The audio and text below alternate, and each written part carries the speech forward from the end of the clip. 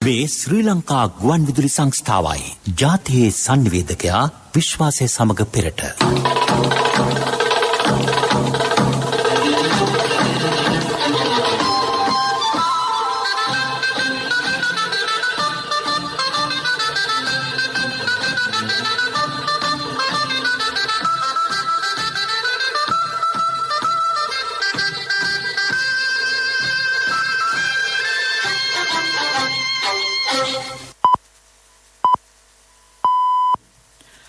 සවස 6යි.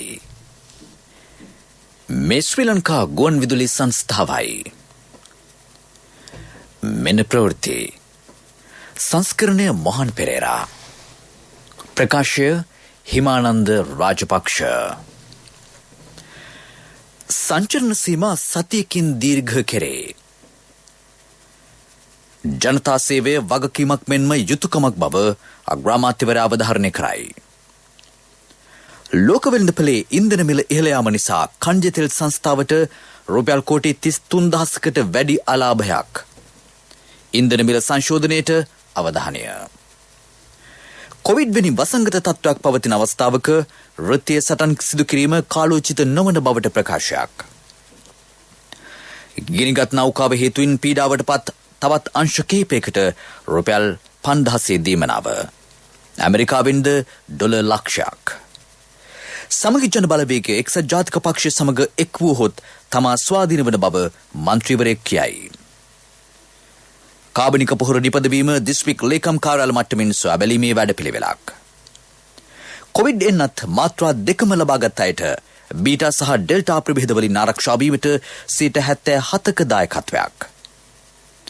වසර 2024 සිට අන්තර්ජාතික ක්‍රිකට් කවුන්සිලේ ප්‍රධාන තරගමාලා 5ක් සංවිධානය කිරීමට පාකිස්තානය සූදානමින්. දැනට පවතින සංචරණ සීමා තවත් සතියකින් දීර්ඝ කිරීමට තීරණය කෙරේ. මෙම සංචරණ සීමා ලබන 14 වෙනිදා අවසන් වන බව කලින් ප්‍රකාශ වුවත් එය ලබන 21 වෙනිදා අලුයම 4 තෙක් දීර්ඝ කර තිබේ.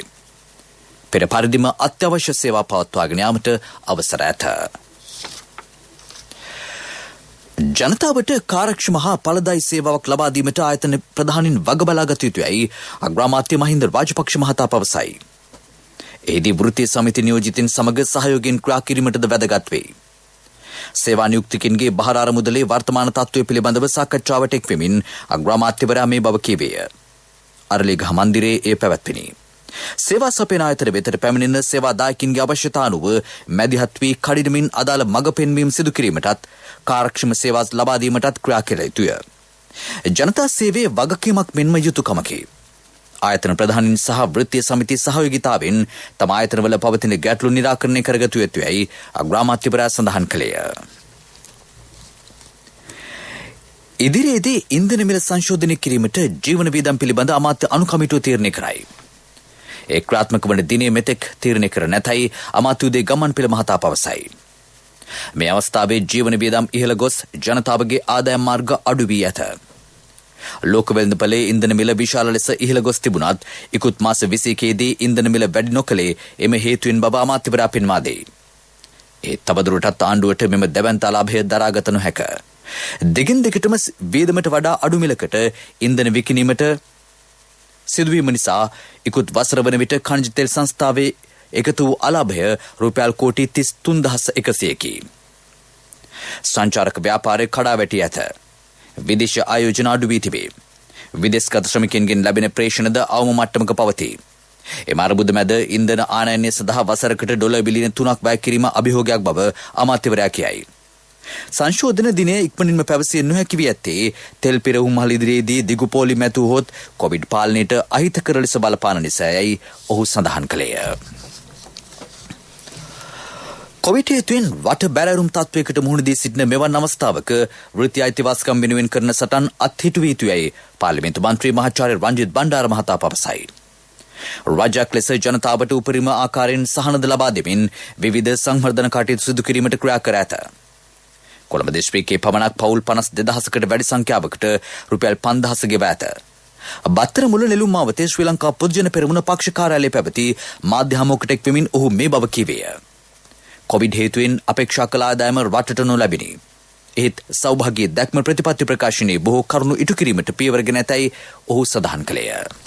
පස්වෙනි වටේ රුපියල් 5000 රුපියල් බිලියන 7.7 ඒ හැන්දෑව 4 වෙනිකට බෙදලා තියෙනවා. කොළඹ දිස්ත්‍රික්කයේ ගත්තොත් එම ගෙවීම් ප්‍රතිශතයේ 98%යි පවුල් 52130කට ගෙවලා තියෙනවා. ගම්පහ දිස්ත්‍රික්කයේ පවුල් 1,26,55කට ගෙවලා තියෙනවා. ඒ කියන්නේ සමස්තය වන 1,36,000න් 93%කට මේක ගෙවලා හමාරයි. ඒ නිසා එක තැනක රුපියල් 5000ක් ගෙවුනේ නැහැ කියලා මේ සමස්ත ව්‍යාපාරයටම අපි අවතාසීරු කරන එක නතර කරන්නට ඕන. 88%ක් ඊයේ හැන්දෑවේ 4 වෙනකොට මෙරටේ අඩු ආදායම් ලබන ආදායම් අහිමි වෙච්චි සහ උදව් උපකාර අවශ්‍ය පවුල් වලට රජය ගෙවා හමාර කරලා තියෙනවා.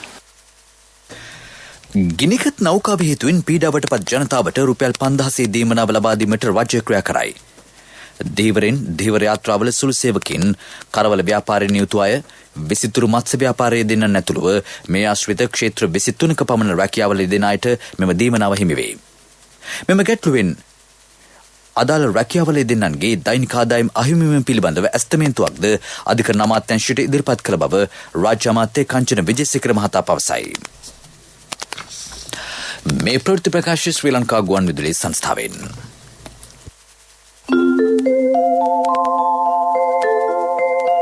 People's Bank Digital Banking නියම නිදහසකට.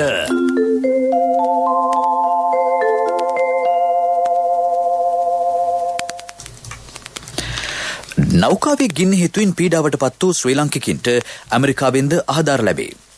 ඒ අනුව ඩොලර් ලක්ෂයක මානුෂ්‍ය ආධාරයක් ලබා දීමට ඇමරිකාව ක්‍රියා කර ඇත. වෙරළබඩ සම්පත් ඒ ආශ්‍රිත ධීවර ප්‍රජාවගේ ජීවන පාය අනතුරේ හෙළමින් මෙම නෞකාවෙන් විශාල අපද්‍රව්‍ය තොගයක් මුහුදට මුදා හැරිණි.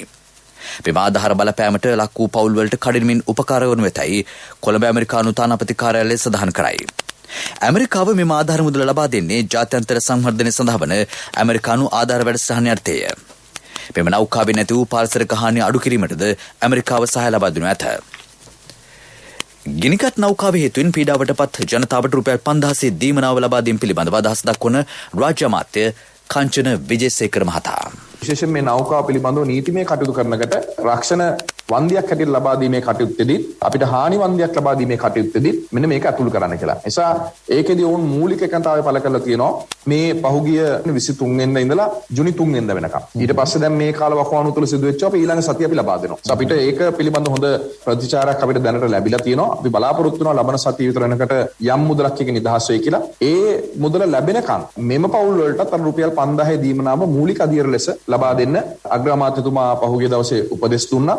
ඒ කටයුතුත් අපි ලබන සතියේ ආරම්භ කරනවා. ඔවුන්ගේ තොරතුරු සොයා ගැනීමේ කටයුත්ත මේ වන විට අපේ දීවර දෙපාර්තමේන්තුවේ පරීක්ෂණ නිලධාරීන් ඒ වගේම ප්‍රාදේශීය ලේකම්වරු සහ මේ දීවර සංවිධානවල නියෝජිතයන් හරහා මේක සිදු කරනවා. මට ලැබිලා තියෙන තොරතුරු අනුව 30000කට ආසන්න පිරිසක් ඍජුවම මේ සිද්ධිය නිසා තමන්ගේ දෛනික ආදායම අහිමි වෙනවා.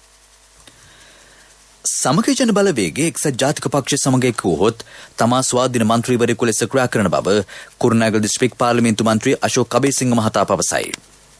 තවත් බොහෝ මන්ත්‍රීවරුන්ද තමාගත් තීරණ සමග එකතු වන බව ඔහු කියා සිටී. සමග ජන බලවේගය කියන්නේ හොරු නැති පක්ෂයක්. අපි බලාපොරොත්තු වෙන එක්සත් ජාතික පක්ෂයත් එක්ක එකතු වෙන්න. වර්තමානයේ ඉන්න ප්‍රධාන පෙළේ නායකයෝ එක්සත් ජාතික පක්ෂ නායකයෝ වෙලා ඉන්නකම් සමග ජන බලවේගය සහ එක්සත් ජාතික පක්ෂ එකතු වෙන්නේ නැහැ. දැනටමත් තීන්දුව කරලා තියෙනවා. වර්තමාන ඉදිරි පෙළ නායකත්වය එක්සත් ජාතික පක්ෂයේ තියෙනකම් සමග ජන බලවේගය සමග එක්සත් ජාතික පක්ෂ එකතු වුණොත් මම පාර්ලිමේන්තුවේ ස්වාධීන මන්ත්‍රීවරයෙක් බවට පත් වෙනවා. මම වගේ එහෙම වෙන්න මන්ත්‍රීවරු විශාල ප්‍රමාණයක් ඉන්නවා. අපිට හොරු සමග එකතු වෙන්න බෑ. රනිල් වික්‍රමසිංහ මහතා එක්සත් ජාතික පක්ෂයේ ජාතික ලැයිස්තුවෙන් පාර්ලිමේන්තුවට පැමිණෙන බව ප්‍රකාශ වීමත් සමග සමගි ජන බලවේගයේ දේශපාලන අර්බුදය තවදුරටත් උග්‍ර වෙමින් පවතී. පාර්ලිමේන්තු මන්ත්‍රී පාටලි චම්පික රණවක මහතා අධිකුත් දිනවල විපක්ෂ නායකවරයා ඉලක්ක කරගනිමින් ප්‍රබල ප්‍රකාශ කිහිපයක්ම සිදු කරනු ලැබිය. අද සිට මේ මාස 30 වෙනිදා දක්වා දිවයින පුරා පිහිටි දිස්ත්‍රික් ලේකම් කාර්යාලය වෙත ගොස් කාබනික පොහොර නිෂ්පාදකයන් හමු වන බව රාජ්‍ය අමාත්‍ය මොහන්ද සිල්වා මහතා ප්‍රකාශ කරයි. එහි පළමු අදියර ලෙස ඔහු කොළඹ දිස්ත්‍රික් ලේකම් කාර්යාලයේදී කාබනික පොහොර නිෂ්පාදකයන් අද හමු වී ඇත. ඒ සඳහා බස්නාහිර පළාත් ආණ්ඩුකාර රොෂාන් ගුණතිලක කොළඹ දිස්ත්‍රික් ලේකම් ප්‍රදීප් යසරත්න යන මහතුරු ඇතුළු පිරිසක් එක් වූහ. ඉදිරියේදී සෑම දිස්ත්‍රික් ලේකම් කාර්යාලයක් සම්බන්ධ කරගනිමින් මෙම වැඩසටහන රට පුරා ක්‍රියාත්මක කිරීම අපේක්ෂාවයි. විවාහ අධ්‍යාපන නිවාස මේ ඕනෑම පර්සනල් ලෝන් එකක් පැය 24න් ලබා ගන්න. People's Bank Digital Banking සමග එක්වන්න. People's Bank Digital Banking නියම නිදහසකට. ප්‍රමුඛ පුවත් ඔබ වෙත ගෙනෙන්නේ සෑම ගෙදරකම සිටිය යුතු වෙද මහත්මයා සිද්ධාලේප. කොවිඩ් වසංගත තත්ත්වය හමුවේ සමාජයට සහ ආර්ථිකයට එළවන බලපෑම් සලකා බැලීමෙන් අනතුරුව ලබන සඳුදා සංචරණ සීමා ඉවත් කිරීම පිළිබඳව අවධානය යොමු කර ඇතැයි සෞඛ්‍ය සේවා අධ්‍යක්ෂණවල විශේෂඥ වෛද්‍ය හේමන්ත හේරත් මහතා පවසයි. කොවිඩ් සම්බන්ධ යම් රෝග ලක්ෂණයක් පවතී නම් 1999 කෙටි දුරකථන අංකය මත අවශ්‍ය වෛද්‍ය උපදෙස් ලබා ගත හැකි බවද හේතුම පැවසීය. ඔහු මේ බව ප්‍රකාශ කළ අද පැවති මාධ්‍ය හමුවකට එක් වෙමිනි. රට විවෘත කළ පසු ජනතාව මනස් සැලකිල්ලෙන් ක්‍රියා කළ යුතු ඇතැයි සෞඛ්‍ය ප්‍රවර්ධන කාර්යාංශයේ වෛද්‍ය තිලක් සිරිවර්ධන මහතා පවසයි. එන්නත් ලබාගත් අයටද කොවිඩ් වැළඳීමේ හැකියාව පවතී. එම නිසා පුද්ගල දුරස්ථ භාවය ඇතුළු සෞඛ්‍ය මාර්ග උපදේශ ඉදිරියටත් අනුගමනය කළ යුතුය. ප්‍රමුඛ පුවත් ඔබ වෙත ගෙන ආවේ සෑම ගෙදරකම සිටිය යුතු වෙද මහත්මයා සිද්ධාලේප. ශක්ති හඬ අවධානය පිණිසයි. සූරියවැව ප්‍රාදේශීය ලේකම් කොට්ටාශයේ පදිංචිකරුවන්ට ඉඩම් ඔප්පු 5000ක් කඩිනමින් ලබා දීමට ක්‍රියා කෙරේ. ඉඩම් කච්චේරි වලට ඉදිරිපත් වී ඇති සියලුම සුදුසුකම් සපුරා සිටින පවුල් වලට අයත් ඉඩම්වල මැනුම් කටයුතු මේ දිනවල සිදු කෙරේ. ග්‍රාම නිලධාරී වසම් 6කට අයත් පවුල් වලට මෙසේ ඉඩම් ඔප්පු ලබා දීමට නියමිතයි.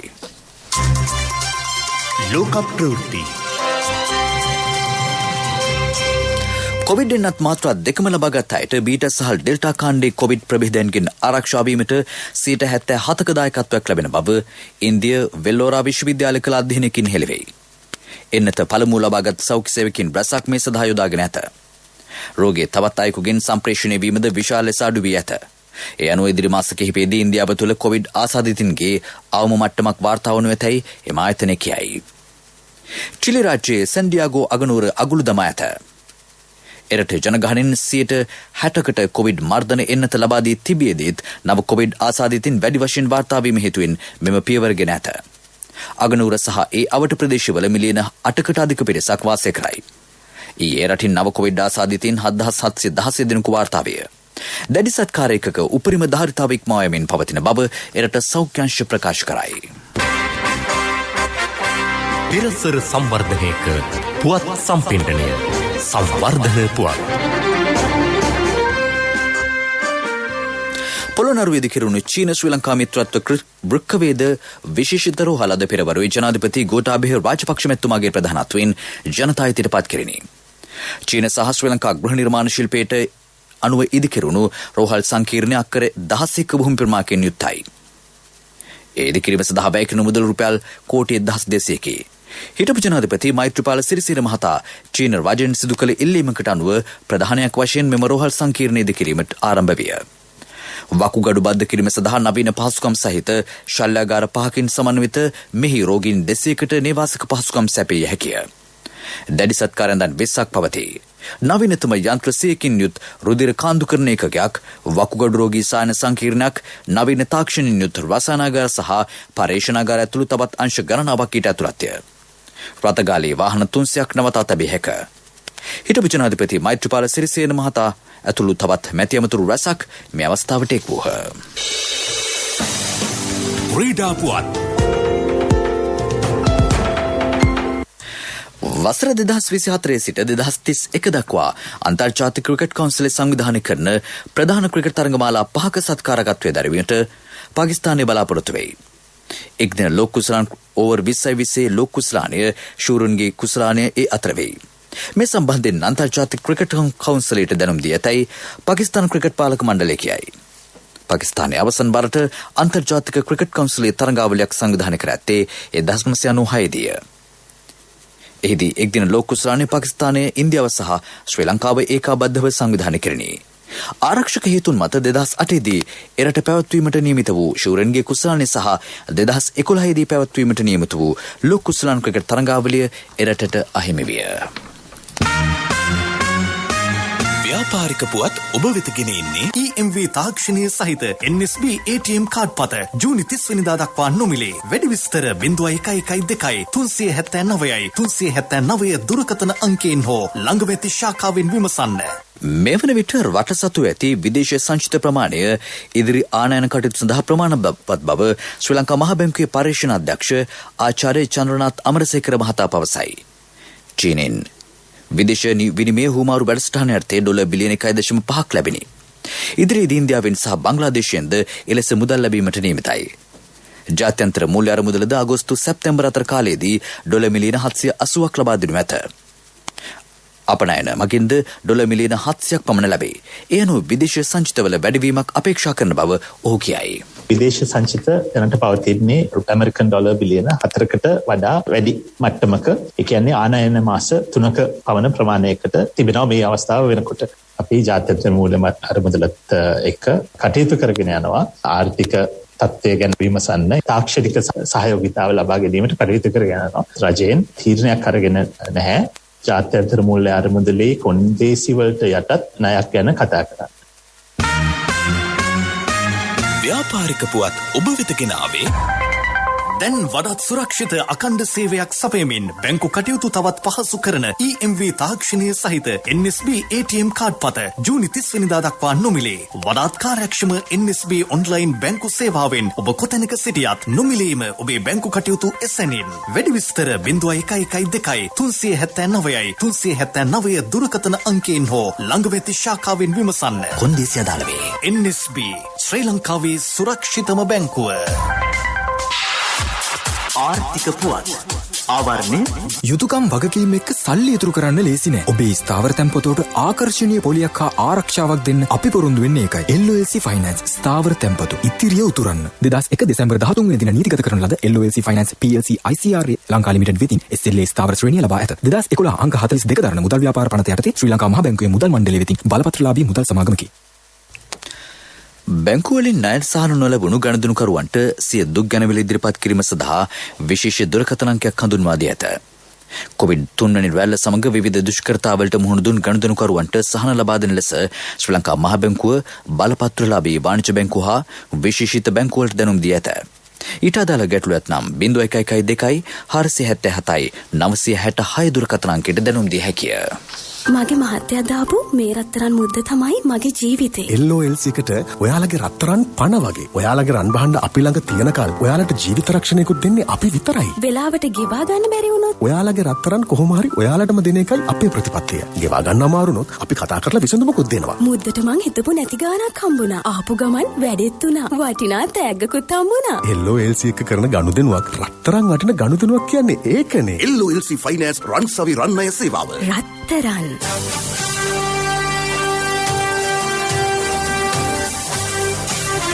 කාලගුණ වාර්තාව ඔබ වෙත ගෙන එන්නේ සයුරු දීවර කාලගුණ තොරතුරු සේවාව. ඔබගේ ප්‍රදේශයට අදාළ කාලගුණ තොරතුරු නොමිලේ එසැනින් ඔබේ ඩයලොග් දුරකථනයට 828 අමතා ලියාපදිංචි වන්න. දීවර හා ජලජ සම්පත් දෙපාර්තමේන්තුව සහ කාලගුණ විද්‍යා දෙපාර්තමේන්තුවේ ඉදිරිපත් කිරීමකි. සයුරු සමග සුරැකීම. ඉදිරි පැය 24 තුළ ප්‍රධාන ලෙස වැසි රහිත කාලගුණ තත්ත්වයක් පවතින බව කාලගුණ විද්‍යා දෙපාර්තමේන්තුව පවසයි.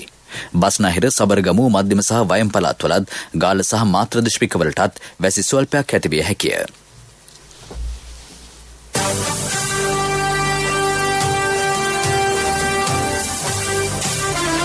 කාලගුණ වාර්තාව ඔබ වෙත ගෙන ආවේ සයුරු දීවර කාලගුණ තොරතුරු සේවාව.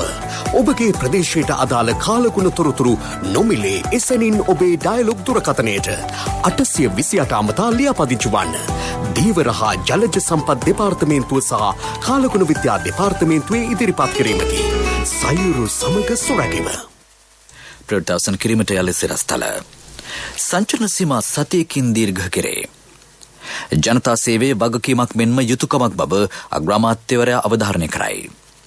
ලෝක බිඳ පෙළේ ඉන්ධන මිල ඉහළ යාම නිසා ඛනිජ තෙල් සංස්ථාවට රුපියල් කෝටි 33000කට වැඩි ලාභයක්. ඉන්ධන මිල සංශෝධනයට අවධානය. කොවිඩ් වැනි වසංගත තත්ත්වයක් පවතින අවස්ථාවක වෘත්තීය සටන් සිදු කිරීම කාලෝචිත නොවන බවට ප්‍රකාශයක්. ගිනිගත් නෞකාවේ හේතුවෙන් පීඩාවට පත් තවත් අංශ කිහිපයකට රුපියල් 5000 දීමනාව. ඇමරිකාවෙන්ද ඩොලර් ලක්ෂයක්. සමගි ජන බලවේගයේ එක්සත් ජාතික පක්ෂය සමග එක් වූහොත් තමා ස්වාධීන වන බවට මන්ත්‍රීවරයෙක් ප්‍රකාශ කරයි. කාබනික පොහොර නිපදවීම දිස්ත්‍රික් ලේකම් කාර්යාල මට්ටමින් සොයා බැලීමේ වැඩපිළිවෙලක්. කොවිඩ්-19 මාත්‍රා දෙකම ලබාගත් අයට බීටා සහ ඩෙල්ටා ප්‍රභේදවලින් ආරක්ෂා වීමට 77%ක දායකත්වයක්.